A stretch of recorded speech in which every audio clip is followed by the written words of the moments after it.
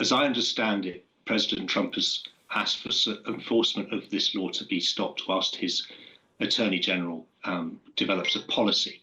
But the steer he's given is very clear. He wants US companies to feel uninhibited by anti-bribery and corruption laws.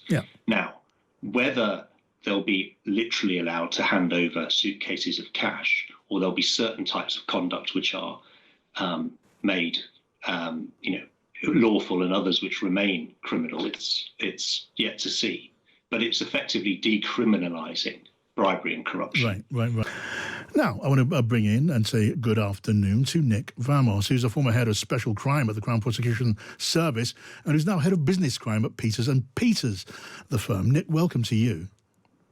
Thank you, John. Now, Nick, I said earlier on, I'd heard of a former senior prosecutor who was upset about Donald Trump's shelving the American Foreign Corrupt Practices Act. So now American companies could bribe foreign governments and officials and win contracts with no fear of any prosecution. When I said that, I meant you, Nick. So when we hear the president say, as he did, this is going to mean a lot more business for America, what do you think it means? Well, on its face, John, and of course, the devil may be in the detail, but on its face, it looks like a complete abandonment of the last 30, 40 years of US policy, which was to try and level the playing field by stamping out overseas bribery and corruption, get everybody to enforce those laws against their own companies, and drive out corruption, which is a scourge on economies around the world. President Trump, in his transactional way, seems to have reached the conclusion that this is disadvantaging US companies. Perhaps he thinks the Chinese are bribing their way around Asia and Africa to get access to rare earth metals and so forth. And therefore he thinks it's not a level playing field and US companies should be allowed to behave in the same way, otherwise they're going to lose the race. And as a lawyer and as a former prosecutor and now a defense lawyer, I think that abandonment of the rule of law and the moral high ground and the sort of the justice, one rule of justice for all is a great shame. Right. And it appears to be a politicization of the criminal justice system in keeping with other moves President Trump has made recently. Right. So abandonment of the rule of law. Do you believe, because you know the field, will this mean, do you think, that bribery and corruption by US companies is going to become widespread when they're seeking foreign contracts? It's hard to imagine it will become overtly widespread. Sure. As I understand it, President Trump has asked for enforcement of this law to be stopped whilst his Attorney General develops a policy. But the steer he's given is very clear. He wants US companies to feel uninhibited by anti-bribery and corruption laws. Now, whether they'll be literally allowed to hand over suitcases of cash, or there'll be certain types of conduct which are made lawful and others which remain criminal, it's yet to see. But it's effectively decriminalising bribery and corruption. Right. Decriminalising bribery and corruption, which seems pretty clear. What about the impact then, Nick, on other countries and on their companies who have to compete with those American companies around the world? What would it do to them? Well, a natural reaction would be a race to the bottom.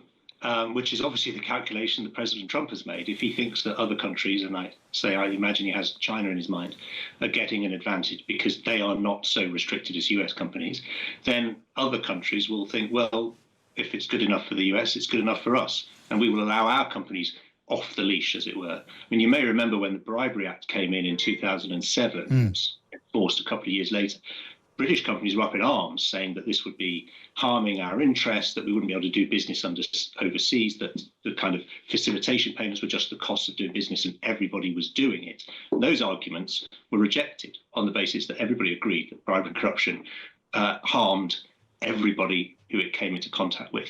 Now the equation will be, well, if we can get away with it, let's do it. Right, and we can assume, Nick, that British firms, UK firms, will continue to enforce anti-bribery laws because we still have them. Yes, and we would certainly enforce them against anybody over whom we had jurisdiction.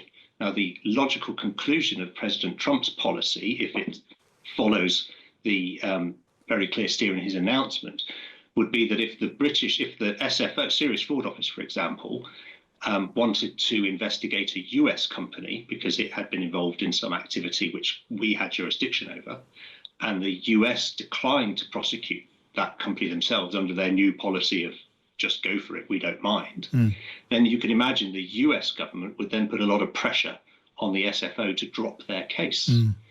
And that would be really a bizarre inversion of the position that everybody thought we were all following up until yesterday morning. Yeah, in a word, is there anything the British government could do about this? I'm not sure there is.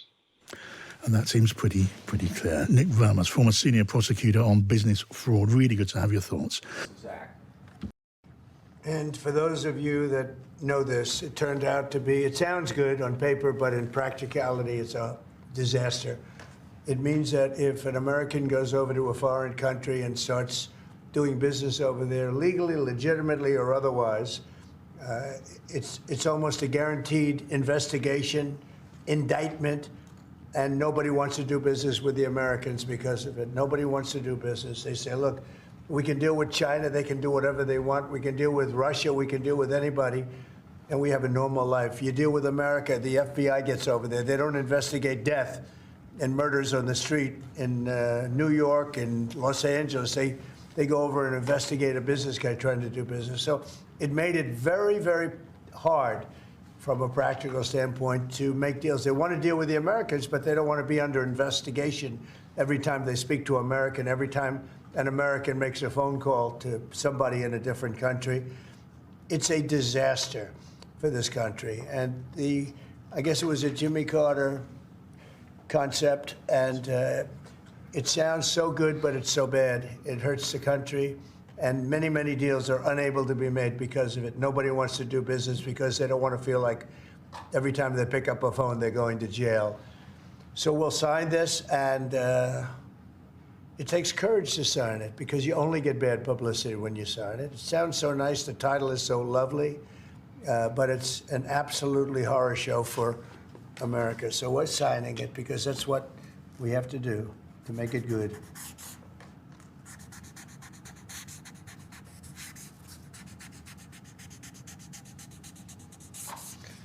Okay, thank you. It's an important one. It's going to mean a lot more business for America. We're now, this order would reimpose that 25% ad valorem tariff rate on imports of steel, and it's presented for your signature now. Okay. Do you understand what that means? It's a big deal. It's a big deal. This is the beginning of making America rich again.